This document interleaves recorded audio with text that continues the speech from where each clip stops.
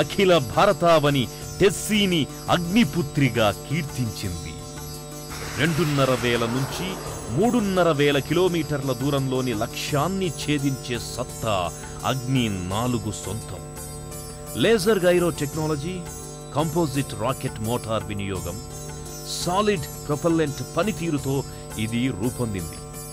ఇంతటి అరుదైన కార్యదక్షతను కనబరిచిన టెస్సీకి అంతకంటే కీలక బాధ్యతలను ఈసారి ప్రభుత్వం అప్పగించింది.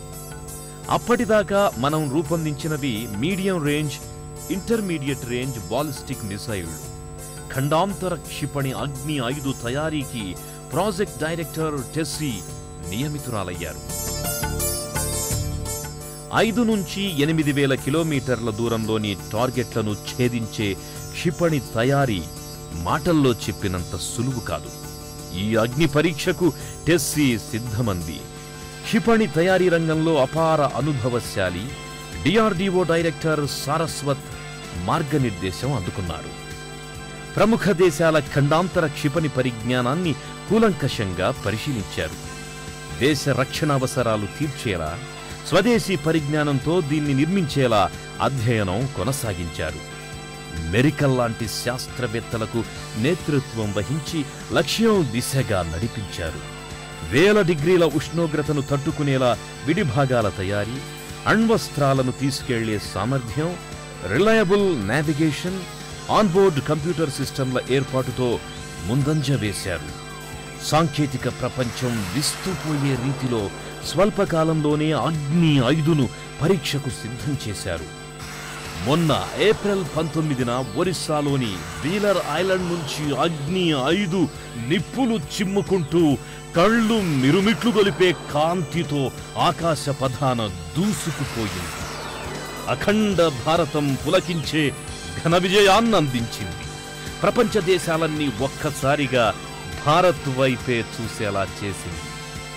ఈ సాంకేతిక సత్తా కలిగిన అమెరికా, బ్రిటన్, రష్యా, ఫ్రాన్స్, చైనాల సరసన భారత్ సగర్వంగా చేరింది.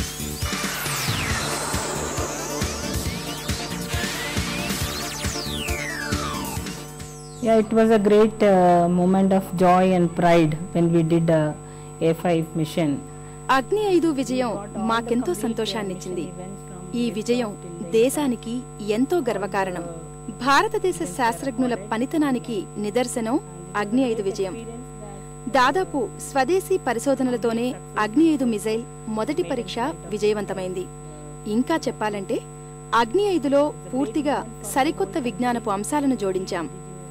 మిజైల్ రూపకల్పనలో 2 రకాల ప్రయోగాలు చేశాం. 2-stage upper stages rocket motor with composite rocket motor casing. పైభాగంలో స్వదేశీ rocket motor, composite rocket casing, gyros, ఇతర నూతన కమాండ్ కంట్రోల్ విధానాలను అగ్ని 5 ప్రయోగంలో పొందుపరిచాం. ఈ విజయంలో పాలు పంచుకున్న అగ్ని బృందానికి డిఆర్డీఓ చీఫ్ వికే సారస్వత్కు ప్రాజెక్ట్ డైరెక్టర్గా అభినందనలు తెలుపుకుంటున్నాను. 80% స్వదేశీ పరిజ్ఞానంతో రూపుదిద్దుకున్న దీని ప్రత్యేకతలు వింటుంటేనే వాహ్వా అనిపిస్తాయి. అణ్వస్త్ర సామర్థ్యమున్న ఈ ఖండాంతర క్షిపణి 5,000 కిలోమీటర్ల దూరంలోని లక్ష్యాలను అవలీలగా ఛేదిస్తుంది. సూటిగా టార్గెట్లను చేరుకోవడంలో దానికదే సాటి. ఈ తరహా క్షిపణుల్లో ఇప్పటిదాకా ద్రవరూప ఇంధనమే ఎక్కువగా వాడుతున్నారు. కానీ అగ్ని 5లో ఘనరూప ఇంధనం వాడారు. మల్టిపుల్ పేలోడ్స్ తీసుకెళ్లడం, ఒకేసారి అనేక ప్రాంతాల్లో దాడులు చేసే సామర్థ్యమే గొప్ప విశేషమైతే, స్టాప్ వ్యాన్ లాంచింగ్ కెపాసిటీని సాధించడం సాంకేతిక ఇంద్రజాలమే. రోడ్డు మీద దీన్ని తీసుకెళ్తున్నప్పుడు అత్యవసరమైతే అక్కడి నుంచే క్షిపణిని ప్రయోగించే సౌకర్యం ఉండడం అగ్ని 5 అరుదైన Mudra. Prime Minister, Defense Minister and President of the country all have conducted. అగ్ని 5 క్షిపణి మొదటి ప్రయోగం విజయం అనంతరం రాష్ట్రపతి ప్రతిభా పాటిల్, ప్రధాని మన్మోహన్ సింగ్, రక్షణ శాఖ మంత్రి యాంటోనీలు ఫోన్ చేసి అభినందనలు తెలిపారు. డిఆర్డీఓపై ప్రభుత్వం ఉంచిన నమ్మకాన్ని మా శాస్త్రవేత్తల బృందం వమ్ము చేయలేదు. అగ్ని 5 విజయంతో శక్తివంతమైన క్షిపణులు కలిగిన 5 శక్తివంతమైన దేశాల సరసన మన భారతదేశం చేరింది. రాబోయే కాలంలో భారతదేశం ప్రపంచ రక్షణ రంగంలో అతి శక్తివంతమైన దేశంగా ఎదుగుతుందని ఖచ్చితంగా చెప్పగలను. Defence programme. ఎన్ని విజయాలు సాధించినా, ఎంత ప్రశంసల వర్షం కురిసినా అతిశయాన్ని తలకెక్కించుకోని నిరాడంబరతత్వం టెస్సీ థామస్ది. చిన్న ఇల్లు, కనీసావసరాలకు సరిపడిన వస్తువులు, పొందిగ్గా సర్దుకున్న తీరు. ఎవరైనా ఇంటికొచ్చారని తెలిస్తే సాదరంగా ఆహ్వానించి ఆతిథ్యమిచ్చే తత్వం.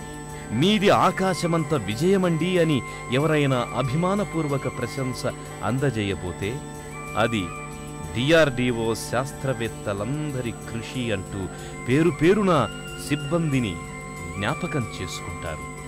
ఇంటికి దూరంగా రోజుకు 20 గంటలు పరిశోధనల్లో గడిపే ఆమె చిన్న చిన్న ఆనందాల్లో సేదతీరతారు. ఇండియన్ సైన్స్ కాంగ్రెస్లో టెస్సీ లాంటి వారి స్ఫూర్తి అందుకోవాలని ప్రధాని మన్మోహన్ అనడాన్ని గుర్తు చేసుకుంటారు. రక్షణ మంత్రి యాంటోనీ సహకారాన్ని ప్రస్తావిస్తారు. కలాం, అవినాష్ చందర్ వంటి గొప్ప వ్యక్తులతో కలిసి పనిచేసిన అనుభవం సంతృప్తినిచ్చింది అంటారు. టెస్సీది ప్రేమ వివాహం. ఎంటెక్ చదివేటప్పుడు సహాధ్యాయి సరోజ్ కుమార్ పటేల్ని ఆమె వివాహం చేసుకున్నారు. My husband is with the Navy, he is the naval officer, and my son is doing his engineering right now. నా భర్త నౌకాదళంలో పనిచేస్తున్నారు. ఆయన నాకెంతో ప్రోత్సాహాన్నిస్తారు. నా కొడుకు తేజస్ ఇంజనీరింగ్ విద్యను అభ్యసిస్తున్నాడు. నా కుమారుడు, భర్త, మా అమ్మల ప్రోత్సాహమే నన్ను